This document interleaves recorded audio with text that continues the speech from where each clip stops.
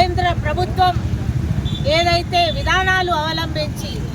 ఈ దేశ ప్రజలకు కుల మతాల మధ్యలో విద్వేషాలను రెచ్చగొడుతూ ఈ ప్రజల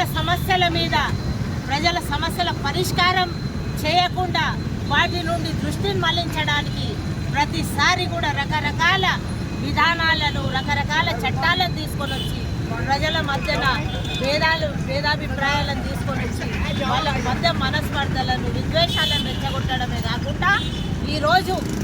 మన ఎక్కడైతే బీజేపీ పాలన లేని రాష్ట్రాలు ఉన్నాయో ఎక్కడైతే ప్రతిపక్షాలు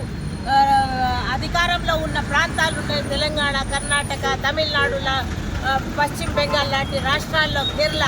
లాంటి రాష్ట్రాల లోపల ఏదైతే వివక్షకు గురి చేసి నిధులను కేటాయించడం లోపల ఏదైతే బీజేపీ ప్రభుత్వము వాళ్ళ పట్ల